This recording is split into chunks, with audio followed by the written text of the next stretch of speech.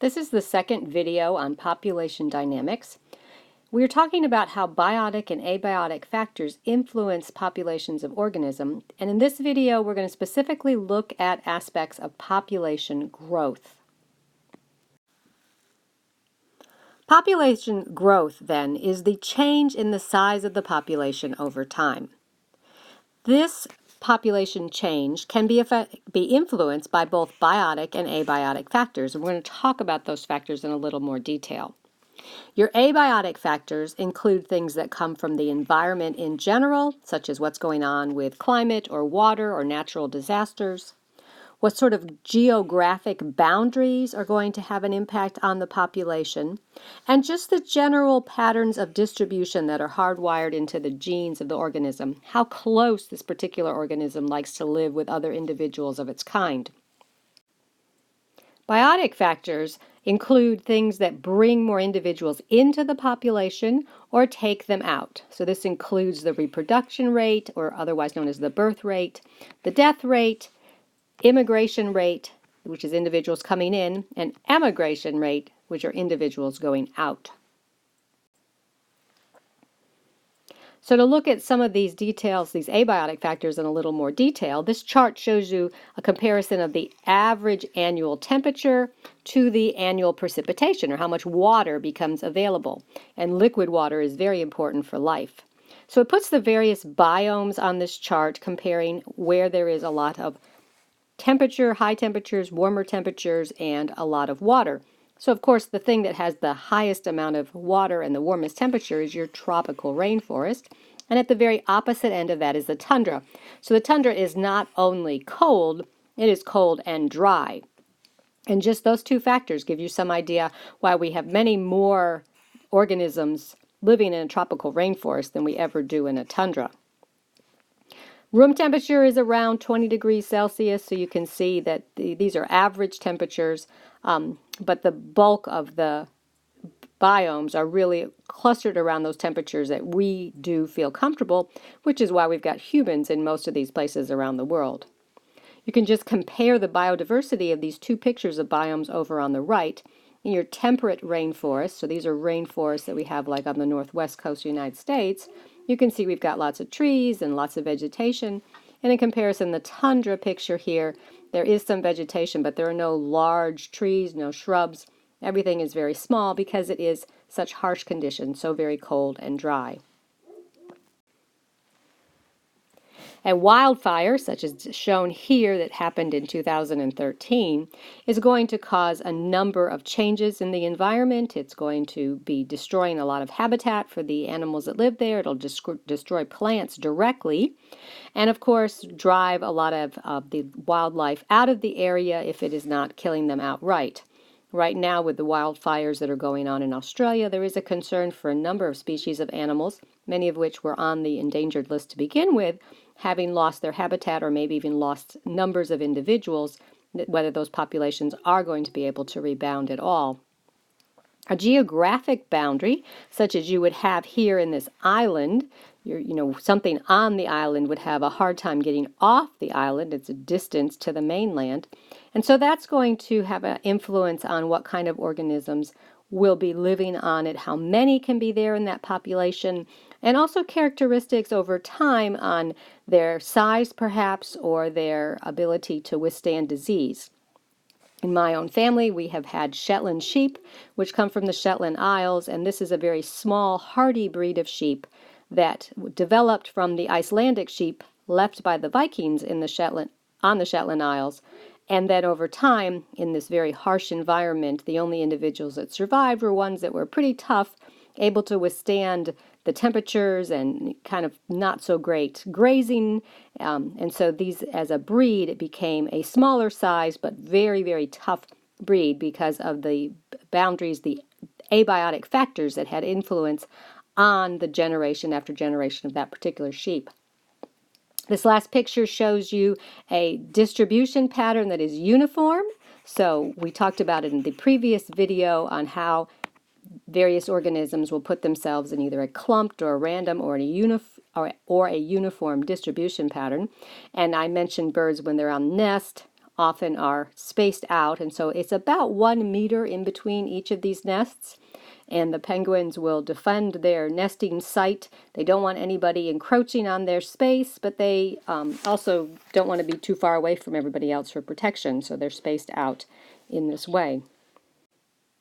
If something should happen, that would decrease the amount of available land for nesting sites, and so that less of the population would be able to find a nest at an appropriate space from everybody else. That would have an impact on the population growth, because some of those nests and some of those birds would not be able to build nests. Moving to biotic factors, let's talk about these 4 different rates that I mentioned previously. So your birth rate or your reproductive rate is the number of new individuals born into the population over a certain period of time. Typically this is over a year, just sort of we average, take these kind of measurements over what's happened over a calendar year. So that this will cause your population to go up. Then the death rate is again the number of individuals that die over a certain amount of time. This will in turn cause your population to go down. Another thing that will bring up the numbers of population or cause more population growth or growth in a positive direction is the immigration rate. So those are the new individuals that are already born that are entering a population in this same sort of time period. And again, that's going to take population up.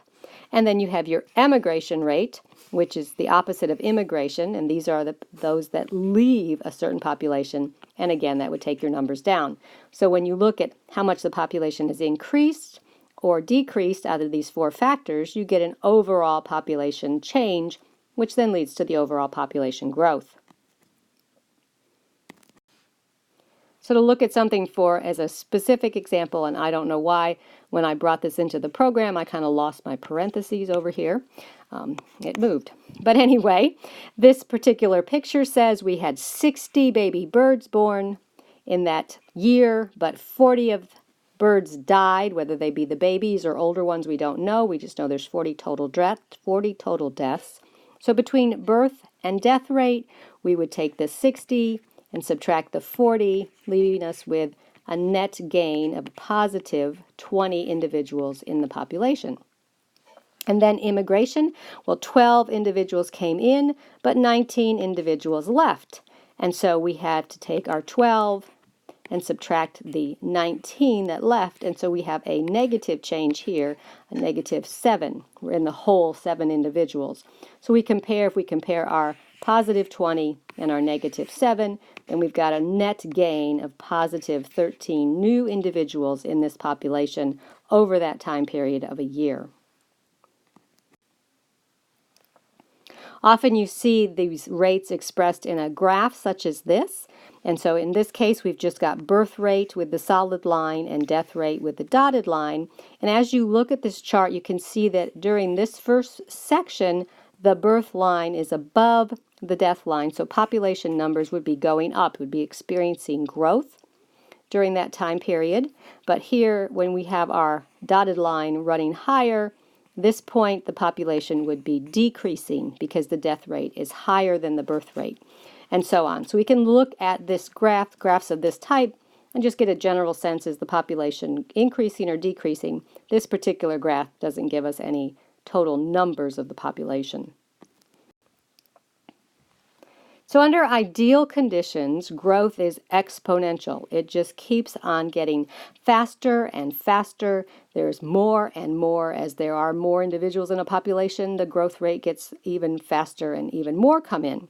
And so you end up with what's known as a J-shaped curve. And you can see down here on this diagram, it does kind of look like a J. This particular graph is showing the people of the world population. And it was done a couple years ago because right now in 2020, or actually April of 2019, the world population is set at 7.6 billion. So the J-shaped curve is seen with the human world population. We've not reached an endpoint yet. It is still increasing. It took us 200,000 years to get the first 1 billion people on the world. In the last 200 years, we've added practically 7 more. Another type of organism that we often see in exponential growth on a much shorter time span than hundreds of thousands of years is the bacteria that cause foodborne illness. And if you've ever had any kind of information on food safety, you may have heard that you want to keep hot. Foods that are supposed to be served hot need to be kept hot, and foods that are supposed to be eaten cold need to be kept cold, and you don't let anything sit out on the room temperature for more than 2 hours. And that's because bacteria undergo this exponential growth, and after about 2 hours, the numbers are high enough that you could be suffering foodborne illness.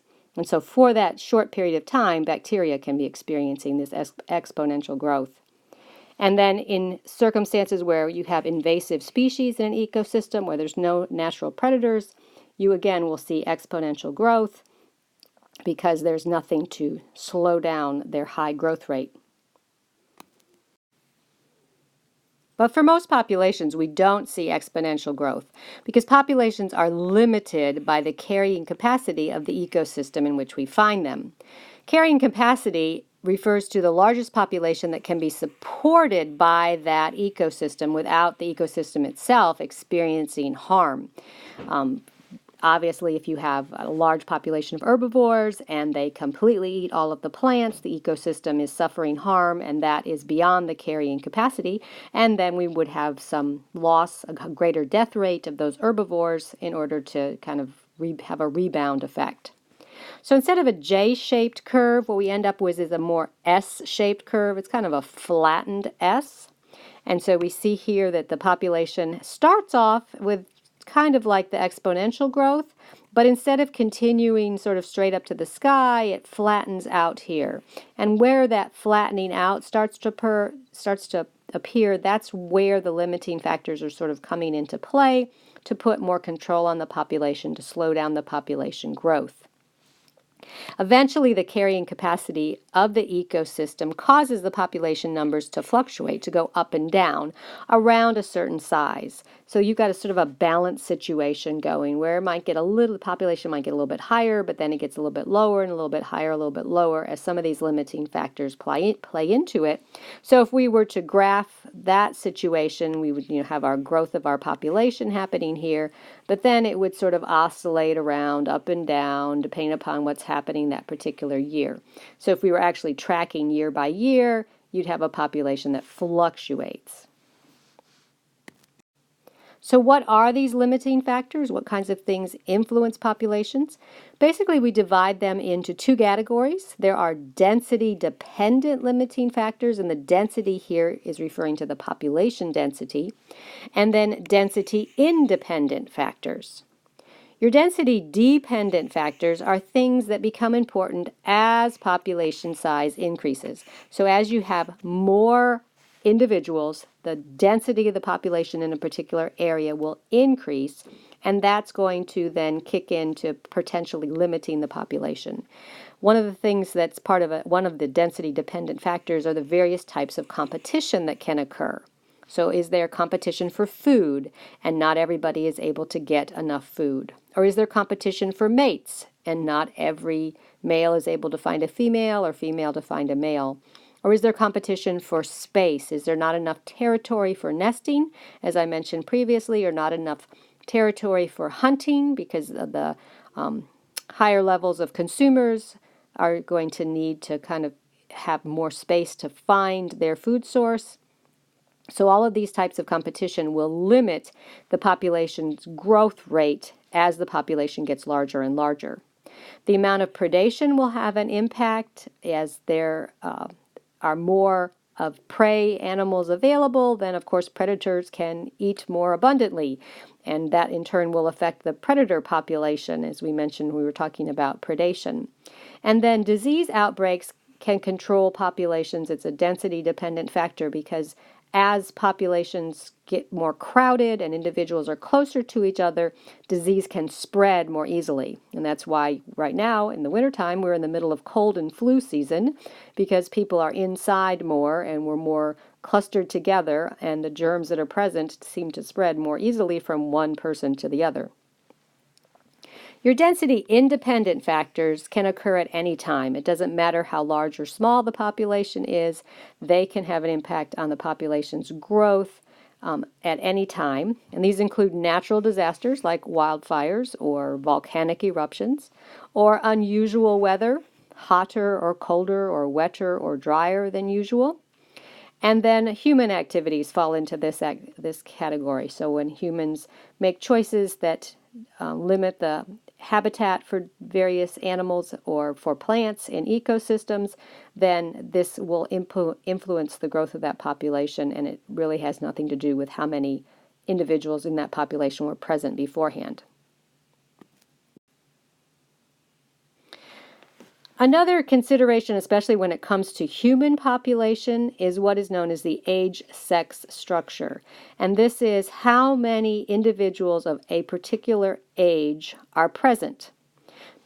This is important because if you have a lot of younger individuals, and this could apply to more than just humans, but if you've got a population with a lot of younger individuals, then it's predicting a higher growth rate because you have this reproduction that would happen more commonly with younger individuals than older. Countries of the world have different mixes of ages and sexes within their population, and it has an impact on the population's growth. And so we've got various shapes for age-sex structure pyramids that are done to kind of compare and show how populations will be changing, whether it is a population that is expanding, as we have here in stage 1 and stage 2, getting larger quickly, if it's one that is stationary, it's not really changing very much, or actually if it is contracting, if it is losing individuals and experiencing negative population growth because of how many people are present at the different ages throughout the lifespan. To get some specific country examples here, we have expanding countries in this first two stages. These are very sort of triangular looking or sharp-sided pyramids, and the countries that are mentioned here are Niger, which is found on the continent of Africa, and Haiti as ones where you've got a high birth rate and a fairly high death rate with a lower life expectancy. Haiti is slightly better off.